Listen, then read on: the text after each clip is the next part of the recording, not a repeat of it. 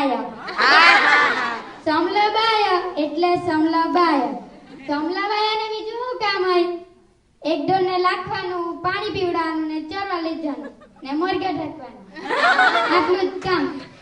એકલો ને એકલો તો મારા કંટાળી ગયો મેં બી. કઈ બૈરી વૈરી હોય તો જીખા કામો કરવા લાગે.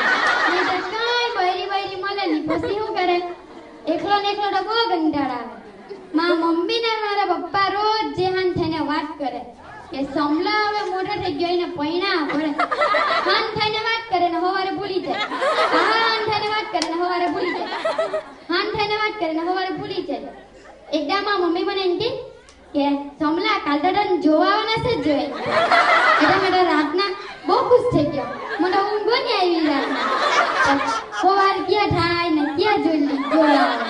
સવાર થયું ને જલ્દી જલ્દી મેં ઉઠી પડ્યા ને બધું કામ કરી લાગ્યું ને ફરાટ તો પડી ગયું.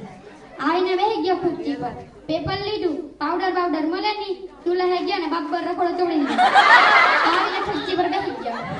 એટલામાં પરિવારો આવ્યા. આવીને બેઠા ને મને પૂછ્યું પેપરનું નામ કયું? તો મેં તો કીધું વાંચતા આવડે નહીં. એટલે મેં કીધું કે ગુજરાત પુત્ર. એટલે મેં લાવી ગઈ. હવે એટલે ઉઠીને જાત કર્યા. હા આવ્યા જ નહીં. મારા મમ્મી ને મારા પપ્પાને ખબર ન પડી કે આવા ઉઠીને પેલા નહીં ગયા. મારા મમ્મી મને આવીને એમ પૂછે કે શું થયું એમ. મેં કીધું કે ગુજરાત પુત્ર એમ કરીને નહીં ગયા પેલા ટાઈમે. એમ કે કઈ નહીં બીજી પરિવાર જોવા આવા કેટલું છે. એટલે પાહા ખુશ થઈ ગયા. અઠવાડિયે ભાઈ પાહા જોવા આવ્યા. એટલે મેં તો ડેડાને જેમ હાથ કપડા પહેરી લીધા ને ચૂલા ગઈને રોકડો જોડી આવ્યો. ને પછી આવીને ખુરશી પર બેસી ગયા. પેપર તો લીધું જ નહીં. ડેડા પાહા ચશ્મા પહેર્યા. ચશ્મા પહેરીને હાથ જો બેસી ગયા. એટલામાં પરિવારો આવ્યા ને બેઠા. એટલે મેં તો પાણી લીધું ને પાણી પીવડાવ્યું ને મૂકી દીધી.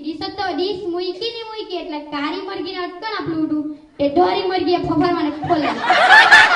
એટલે મેં કીધું ઈંડા મૂકવાન થાય લોક નહીં ગેત જાય ને અહીંયા આખડાની ગોટ ફૂટા કર્યા કરે.